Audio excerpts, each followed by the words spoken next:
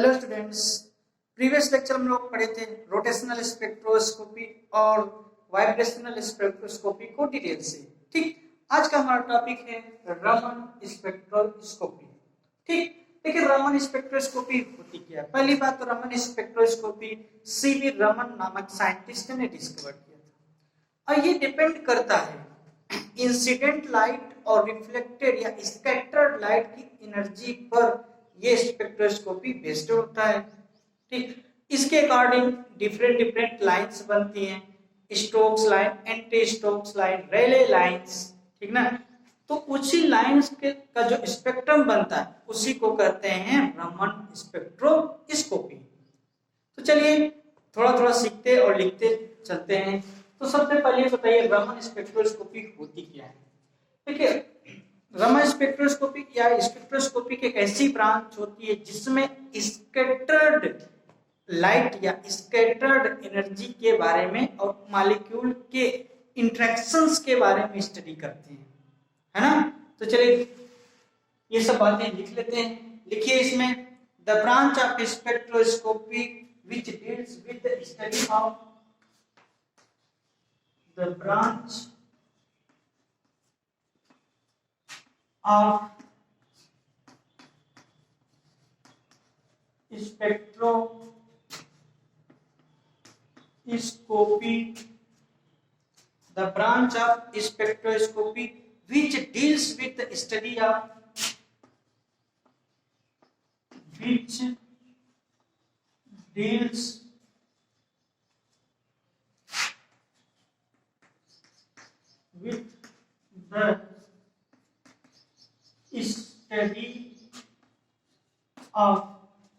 the branch of spectroscopy which deals with the study of energy change of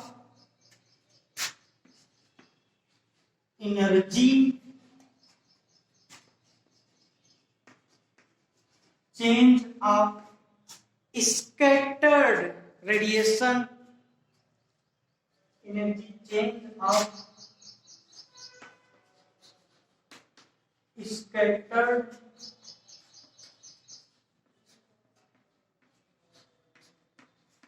radiation is called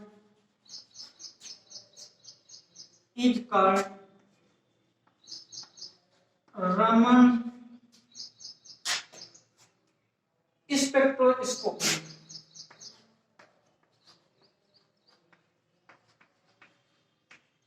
ठीक, तो Raman spectroscopy क्या होती है, क्या होता है। The branch of spectroscopy which deals with the study of energy change of scattered radiation is called Raman spectroscopy.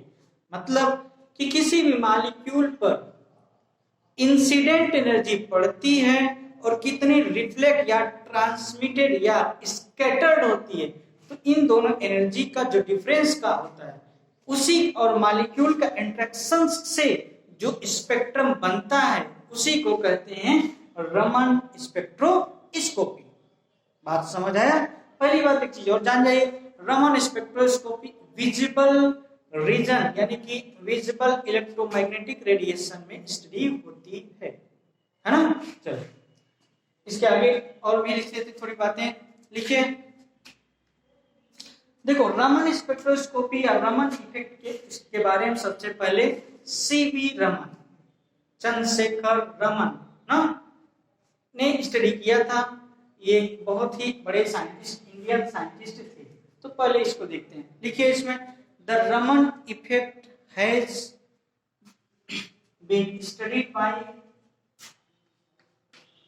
the Raman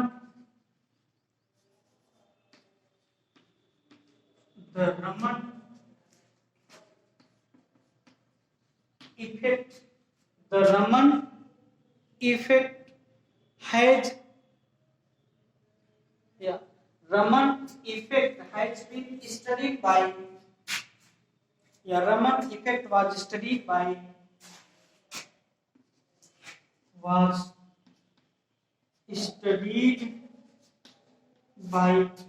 C.V.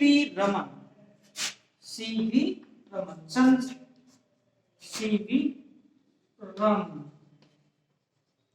CV Raman in 1924, in 1924, मतलब Raman effect को सबसे पहले सीवी रमन ने 1924 में स्टडी किया था, है ना। देखिए, when incident and scattered radiation, when incident and scattered radiation,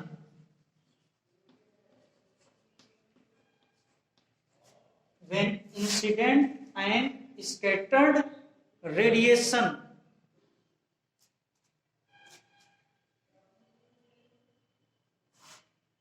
when incident and scattered radiation have same frequency, have same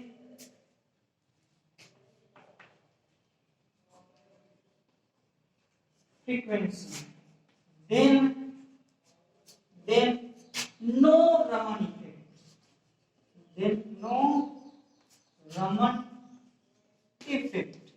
हमने क्या लिखा, हमने ये बताया, कोशिश किया है कि जब इंसिडेंट और स्कैटर रेडिएशन की एनर्जी में कोई डिफरेंस नहीं होगा, फ्रीक्वेंसी कोई डिफरेंस नहीं होगा, तो इसका मतलब एनर्जी सेम होगी, तो चेंज जीरो होगा, तो उस समय क्या होगा, रमन इफेक्ट ऑब्जर्व नहीं होगा। बात समझ आया? ठीक, then no Raman effect observe लिख लीजिए, ऑब्जर्व मतलब कि जब इंसिडेंट और रिफ्लेक्टेड या स्कैटर्ड की फ्रीक्वेंसी या एनर्जी सेम होगा तो कोई रमन इफेक्ट नहीं होगा, यानी कि वहां पर कोई स्पेक्ट्रम डेवलप नहीं हो सकता, है ना,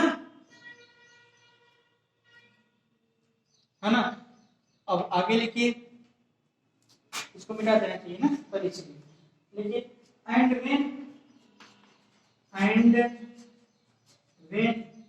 incident and scattered radiation have different frequency, and when incident and scattered have different frequency,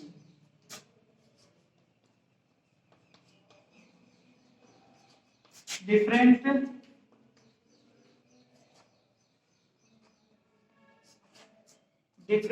frequency, then it is called Raman effect,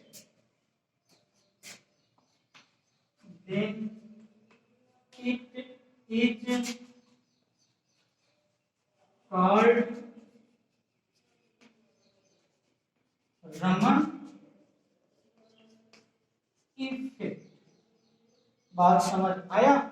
देखो, हमने क्या बताया कि जब इंसिडेंट रेडिएशन और स्कैटर रेडिएशन की फ्रीक्वेंसी सेम होती है तो कोई रमन इफेक्ट नहीं ऑब्जर्व होता है, लेकिन जब दोनों में एनर्जी डिफरेंस होगा, ठीक, या तो इंसिडेंट की एनर्जी ज्यादा हो या स्कैटर्ड की ज्यादा हो, मतलब कुछ एनर्जी डिफरेंस होगा, तो वहां पर रमन स्पेक्ट्रम डेवलप होगा, यानी कि वहां पे रमन इफेक्ट ऑब्जर्व कर सकते हैं। ठीक, ये बातें थी। अब रमन स्पेक्ट्रोस्कोपी को एक्सप्लेन करने के लिए डिफरेंट थ्योरीज दे गई थी। चलिए एक एक करके उन थ्योरीज के बारे में स्टडी करते हैं।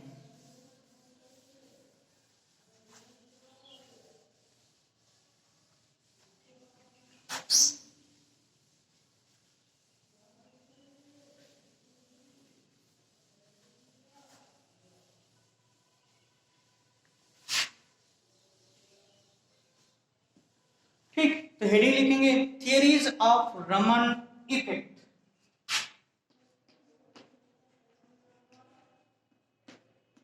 थियरीज ऑफ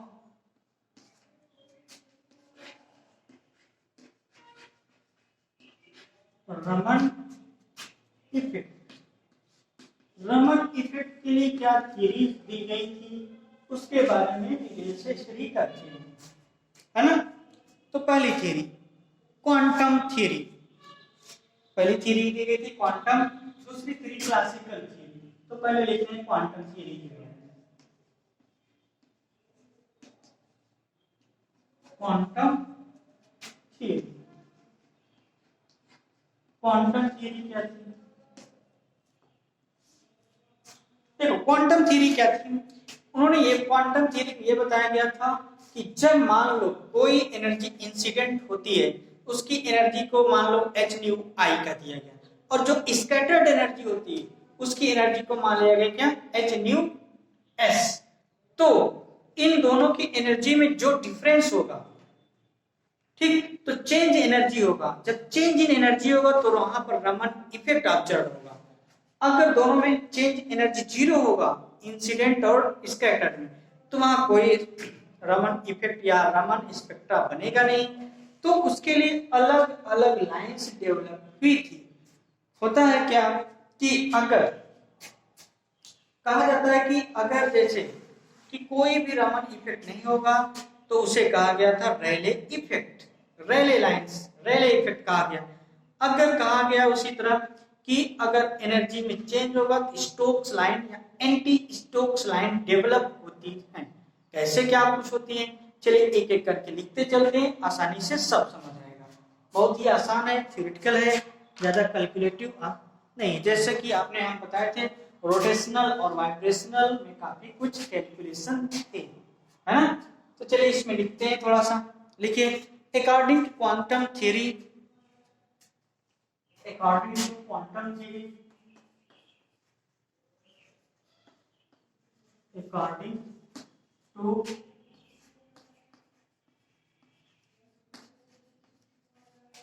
quantum theory,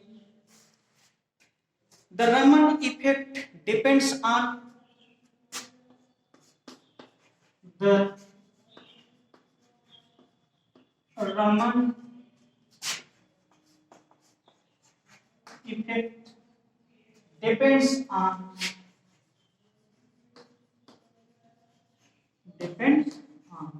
क्या कहा उन्होंने कि क्वांटम थ्योरी के अनुसार रमन इफेक्ट कुछ बातों पर डिपेंड करता है। डिपेंड किस पे करता है? एनर्जी डिफरेंस, और किसकी एनर्जी? बिटवीन इंसिडेंट रेडिएशन और इंटरेक्टिंग मॉलिक्यूल की ना। तो लिखिए according to quantum theory the Raman effect depends on the energy difference between, depends on the energy difference between the energy difference between incident radiation, between incident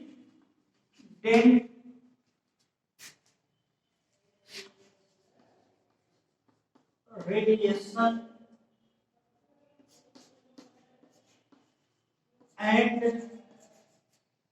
and interacting molecules की energy के difference पर depend करता है ना। And interacting molecular species and interacting molecular species, molecular species पर depend करता है। मतलब इस क्वांटम थ्योरी के अनुसार क्या बताया गया कि जो रमन इफेक्ट किस बात पर डिपेंड करेगा? इंसिडेंट की एनर्जी और मॉलिक्यूल के बीच, जो मॉलिक्यूल पे फाल कर रहे जिसपे इंसिडेंट रेडिएशन आके पड़े उसकी एनर्जी के डिफरेंस पर डिपेंड करता है। समझ आया कि नहीं? लिखिए the energy of incident radiation is denoted by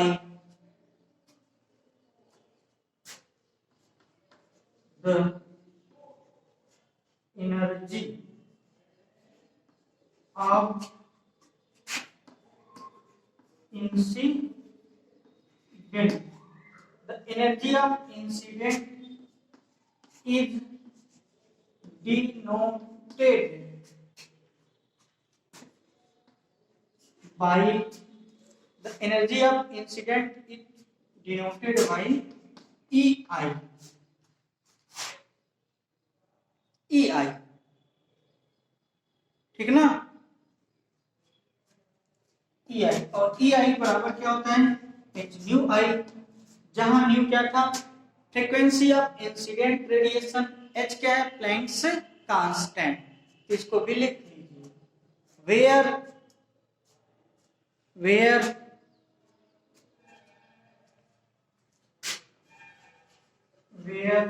new one is nu I is frequency of incident radiation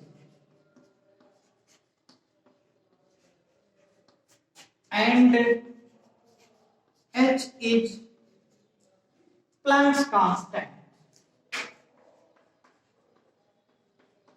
H is Planck's constant. ठीक, कहा गया कि जो इंसिडेंट एनर्जी थी उसको हमने लिखा कि h न्यू I, इसका मतलब Planck's constant h nu I incident frequency थी रेडिएशन की, है ना? चलो देखते हैं। इफ एनर्जी केमिकल स्पीशीज की एनर्जी को भी कुछ डिनोट किया गया। कहा कि अगर केमिकल स्पीशीज की एनर्जी और इंसिडेंट की एनर्जी में फ्रीक्वेंसी या एनर्जी में कोई डिफरेंस नहीं होगा तो कोई रमन इफेक्ट नहीं होगा। जो रमन इफेक्ट नहीं होगा तो उसके कारण जो स्पेक्ट्रम बनता था उसे कहा गया रेले लाइंस। चलो आगे लिखते हैं, आगे सीखेंगे।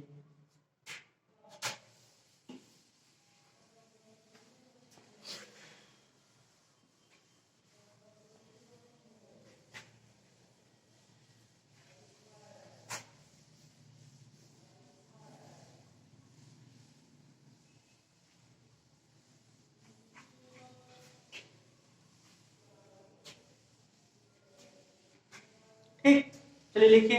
If energy of chemical species equal to if energy of chemical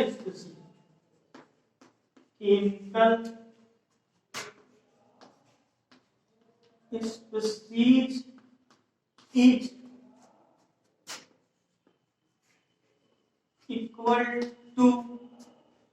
equal to energy of incident radiation, energy equal to energy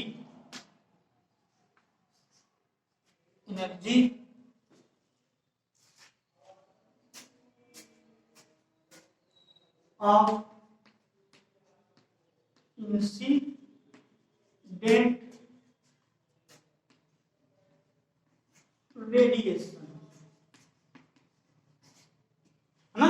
कहा गया है केमिकल स्पीशीज की एनर्जी इंसिडेंट एनर्जी के बराबर है तो, है ना? Then Raman effect is not observe, then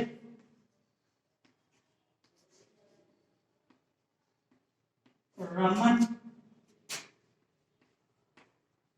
effect is not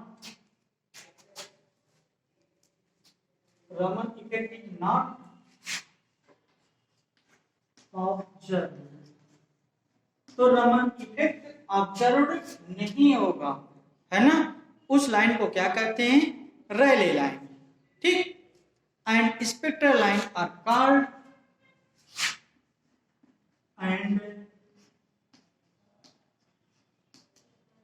spectral lines are called Rayleigh lines। Rayleigh lines मतलब RAY LEIGH, रेले लाइंस। कहने का मतलब जब कोई भी रमन इफेक्ट नहीं होगा तो वहां स्पेक्ट्रम जो बनता है उसे कहते हैं रेले लाइंस। ये कब बनते हैं? जब इंसिडेंट की एनर्जी और इंटरेक्टिंग मॉलिक्यूल की एनर्जी में कोई डिफरेंस नहीं होता है, तब जाके बनता है क्या? Rayleigh lines. ठीक, पैरा चेंज करके लिखिए। लिखिए when incident radiation has higher energy, when incident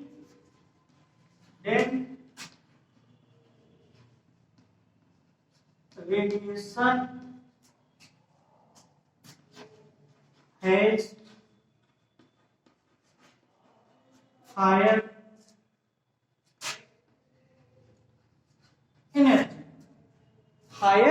energy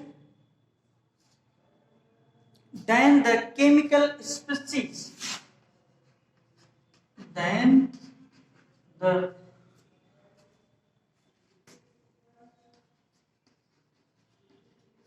chemical species, है ना?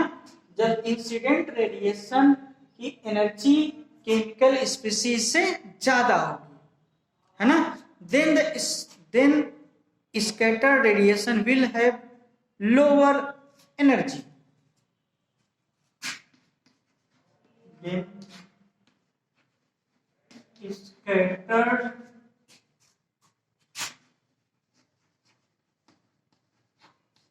radiation have lower energy,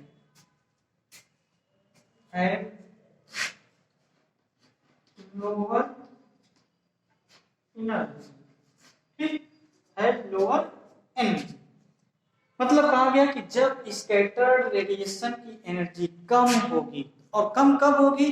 जब इंसिडेंट की एनर्जी केमिकल स्पीशीज से ज्यादा होगी तब, है ना? तब क्या होगा? Then spectral lines are called stroke lines. Then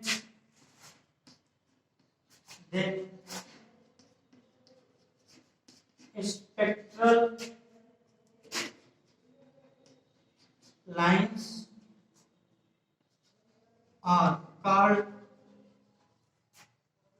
called Stokes lines.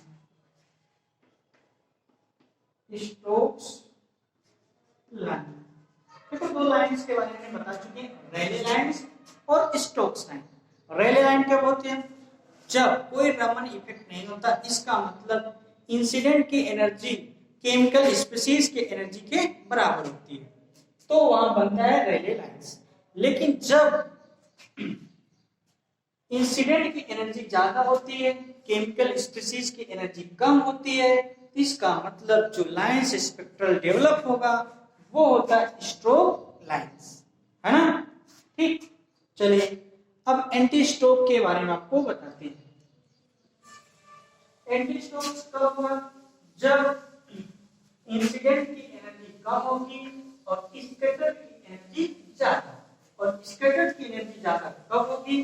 जब केमिकल स्पीशीज की कुछ एनर्जी जाके स्कैटर में जुड़ जाती है, तो क्या हो जाता है? स्कैटर की एनर्जी ज्यादा हो जाती है।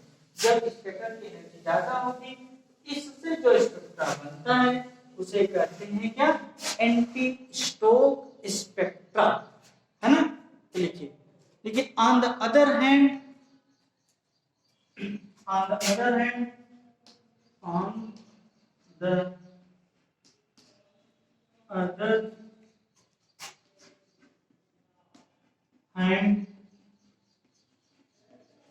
on the other hand when incident radiation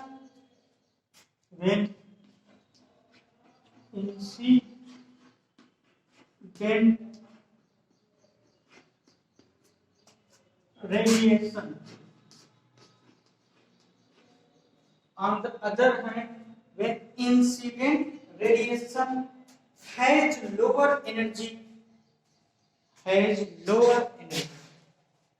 radiation has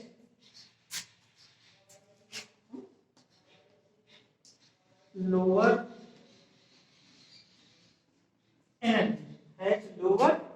energy than the chemical species energy than the chemical species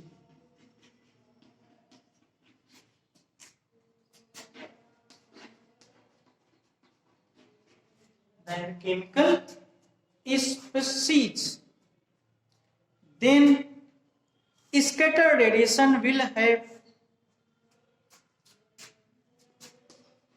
then scattered radiation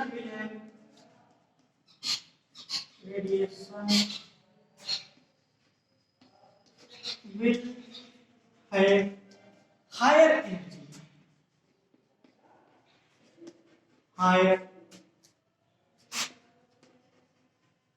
energy than incident radiation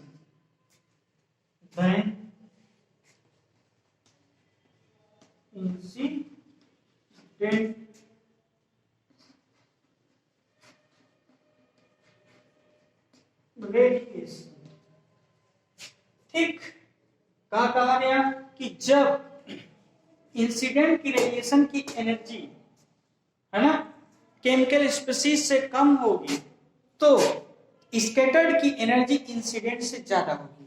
क्यों? क्योंकि केमिकल स्पीशीज की कुछ एनर्जी स्कैटर्ड वाले में ऐड हो जाएगी। तो जो स्पेक्ट्रा बनता है उसे क्या कहते हैं? एंटी स्ट्रोक लाइन ना। चीजों को थोड़ा और लिखिए, incident radiation will have higher energy than incident radiation because sum of energy is पूरी बात को लिखिए because sum of energy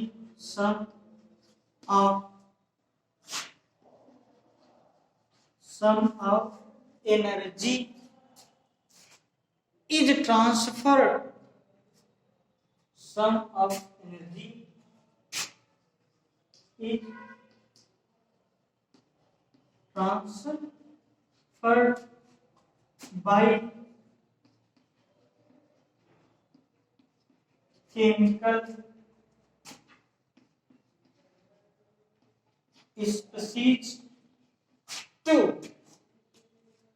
chemical species to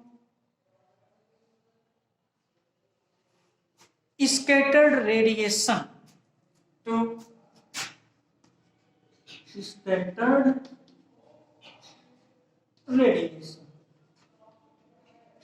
chemical radiation को एनर्जी ट्रांसफर हो जाती है ना।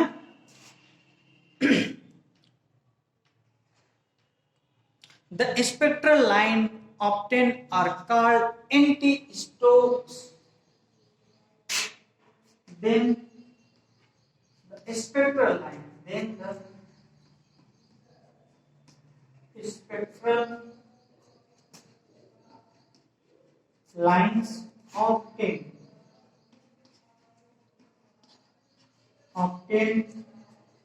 is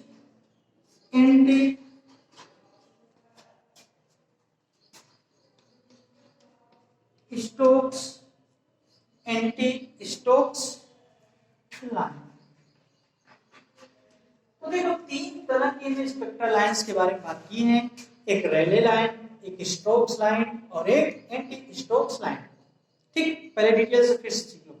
हमने बताया था क्या, जब कोई भी एनर्जी डिफरेंस नहीं होगा इंसिडेंट और स्कैटर्ड की तो कोई रमन इफेक्ट नहीं होता। जब रमन इफेक्ट नहीं होता तो एनर्जी चेंज नहीं रहता, तो जो स्पेक्ट्रम डेवलप होता है उसका नाम दिया जाता है रेले इफेक्ट ना, रेले। ठीक, अगर फिर कभी क्या कहा गया, जब इंसिडेंट की एनर्जी ज्यादा होगी स्कैटर्ड से, तो होता क्या है कि जब इंसिडेंट की एनर्जी स्कैटर्ड से ज्यादा होगी तो स्पेक्ट्रम डेवलप होता है। उस स्पेक्ट्रम को कहते हैं क्या? Stokes line. समझ आया।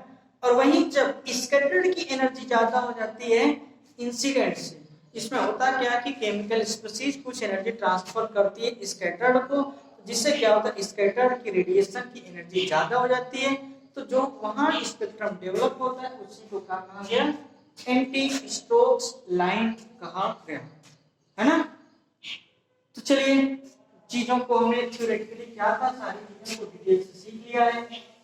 अब इसको थोड़ा सा एनालाइज करके और उसकी कंडीशंस के बारे में करके और स्पेक्ट्रा डेवलप करके स्पेक्ट्रा के बारे में सीखते हैं, जो इससे स्पेक्ट्रा बनता है डायग्राम के रूप में सीखेंगे, है ना।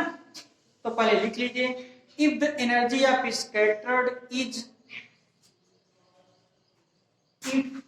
लिखिए, इफ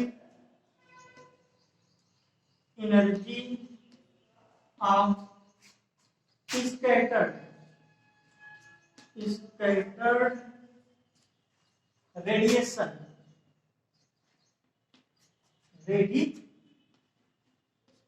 is ES, है ना। then ठीक, तो देखो एनर्जी ऑफ इंसिडेंट के लिए हम पहले से सीखे थे क्या, H nu I, इसे मान लो इक्वेशन 1, और एनर्जी ऑफ स्कैटर्ड को कर दो H nu S, इसको मान लो 2। अब सपोज दैट एनर्जी स्कैटर्ड वाली ज्यादा है ना, मानते हैं, जैसे मान लीजिए एनर्जी स्कैटर्ड की ज्यादा हो तो क्या करें, TS माइनस TI करेंगे, एनर्जी चेंज आ जाएगा, तो क्या H nu S minus H nu I करेंगे, तो ये चेंज इन एनर्जी होगा नहीं, डेल्टा E होगा, और ये क्या होगा, H कॉमन हो जाएगा, new S minus new I होगा नहीं, ये होगा ना। इसका मतलब ये चेंज, ये भी डेल्टा नहीं हो जाएगा, क्या हो जाएगा, delta E equal to H delta nu, ठीक। तो फ्रीक्वेंसी चेंज से हम एनर्जी चेंज को कैलकुलेट कर सकते हैं, मतलब केमिकल स्पीशीज स्कैटर्ड और इंसिडेंट की एनर्जी के डिफरेंस को कैलकुलेट कर सकते हैं, मान लीजिए इसको इक्वेशन 3, है ना। तो चलिए कुछ कंडीशंस हम आपको बता देते हैं कि कब कब इफेक्ट होते हैं, कब नहीं होते हैं, कब कौन सी लाइंस बनती है, इसको ना, उम्मीद है ये चीजें समझ आ गया होगा आपको। चलो फिर लिखते हैं, लिखो condition of Raman effect,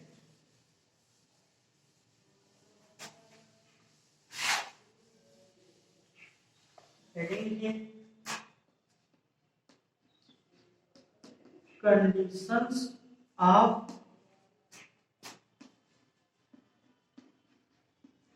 Raman spectral line, spectrum, ठीक। कंडीशंस, क्या कंडीशंस रहेगी, कौन सी लाइन बनेगा, कैसे होगा, ये देखते हैं ना।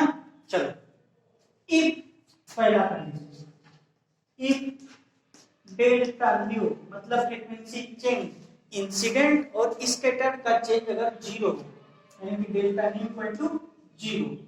अब जब डेल्टा न्यू 0 तो इसका मतलब एनर्जी चेंज 0, जब एनर्जी चेंज 0 तो नो रमन स्पेक्ट्रम, उस समय जो लाइन बनी थी क्या थी, रेले लाइंस था, है ना, ठीक।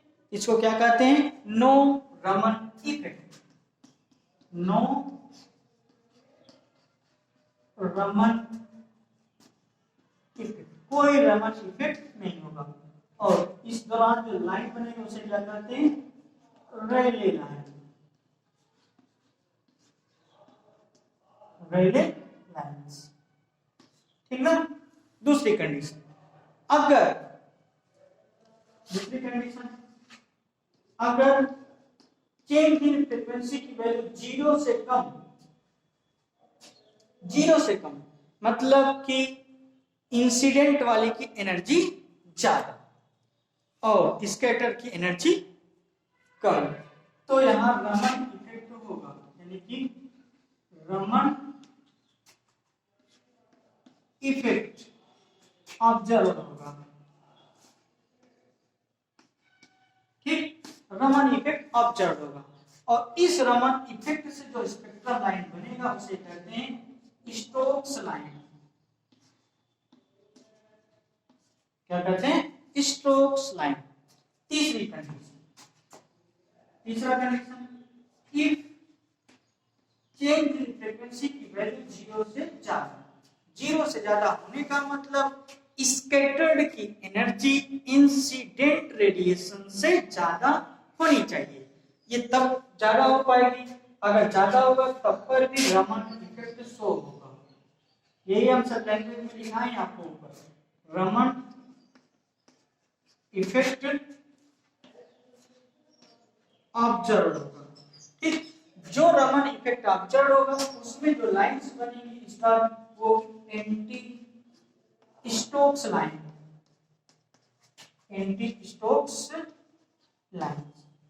ठीक, तो रेले लाइन, स्टोक्स लाइन और एंटी स्टोक्स लाइन, तीन लाइनें डेवलप होती हैं अलग अलग फ्रीक्वेंसी या इंसिडेंट या स्कैटर्ड एनर्जी के अकॉर्डिंग। इसी से ग्राफ बनता है, उस ग्राफ को कहते हैं रमन स्पेक्ट्रोस्कोपी या रमन ग्राफ। ठीक, तो चलिए उसको ड्रा करते हैं, सीखते हैं ये कैसे होता है क्या नहीं, है ना।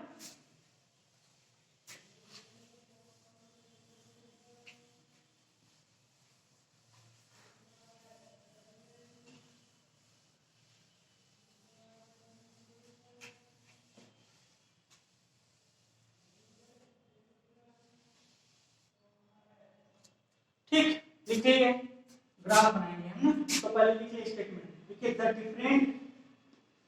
द डिफरेंट स्पेक्ट्रल लाइंस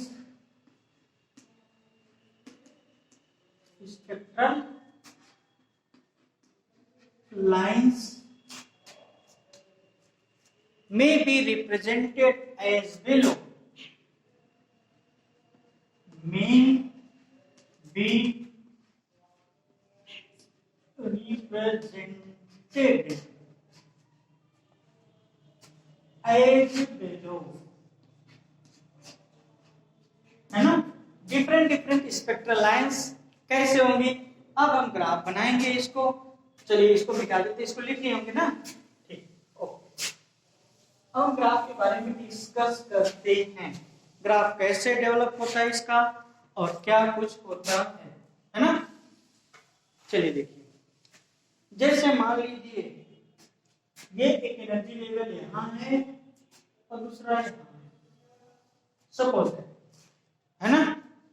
तो अगर ये यहाँ से एनर्जी को एब्जॉर्ब करके वहां तक पहुंचा है तो फ्रीक्वेंसी क्या होगी, new I, frequency of incident होगी, होगा ना, फ्रीक्वेंसी ऑफ इंसिडेंट होगी। और जिसके कारण जो एनर्जी है वो कौन सी एनर्जी होगी, इंसिडेंट एनर्जी या इंसिडेंट रेडिएशन। ये क्या है, ये बात ये इंसिडेंट है, इंसिडेंट रेडिएशन। ठीक, अगर, है ना, अगर क्या हो सकता है कि अगर जो एनर्जी एब्जॉर्ब करके फिर से वो री इमिट होती है वो क्या होती है कि इनिशियल तक ना आ पाती हो, समझिए, इनिशियल तक नहीं आ पाती है। इसका मतलब, कहने का मतलब इंसिडेंट वाली एनर्जी स्कैटर्ड से ज्यादा है। तो मान लो ये न्यू एस है ना, तो वहां से जो एनर्जी आई उसको कहा गया स्कैटर्ड एनर्जी या स्कैटर्ड रेडिएशंस, है ना। इसको क्या कहा गया, स्कैटर्ड रेडिएशन। ये तब अगर ये ऐसा बनता, इसका मतलब चेंज इन फ्रीक्वेंसी, फ्रीक्वेंसी का जो चेंज होगा हमेशा 0 से कम होगा, होगा ना। कहने का मतलब हमने लिखाया था स्कैटर्ड में से एनर्जी से इंसिडेंट एनर्जी को सब्ट्रैक्ट करेंगे, जब ये एनर्जी कम ये वाली ज्यादा तो वैल्यू नेगेटिव आएगी। नेगेटिव का मतलब चेंज इन फ्रीक्वेंसी 0 से हमेशा छोटी, है ना। इस समय जो लाइंस बनेगी वो होता है स्टोक्स लाइन। क्या कहते हैं उसको? स्टोक्स लाइंस बनती है।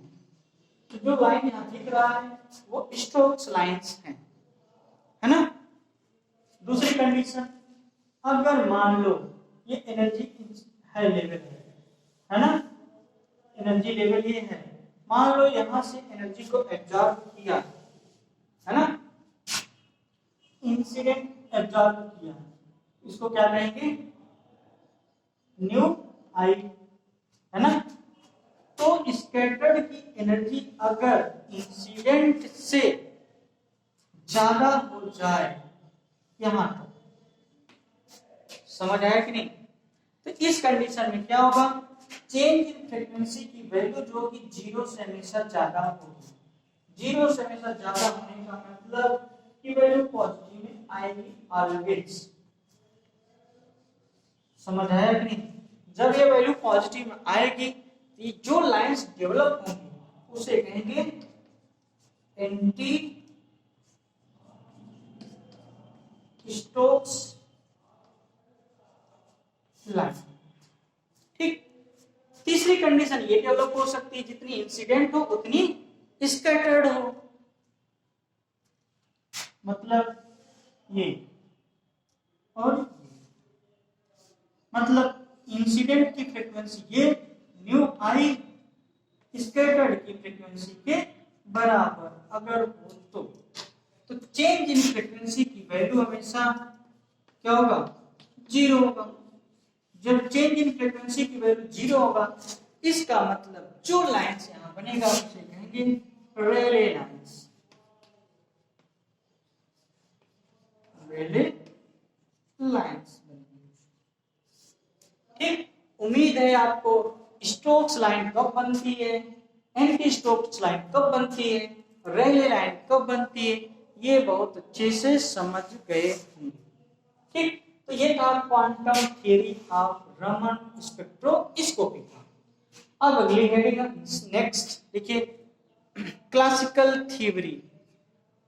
सेकेंड,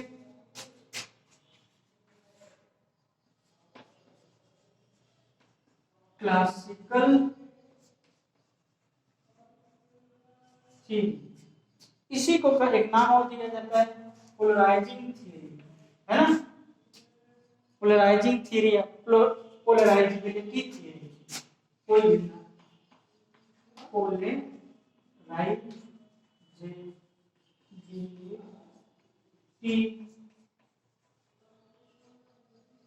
थ्योरी, है ना।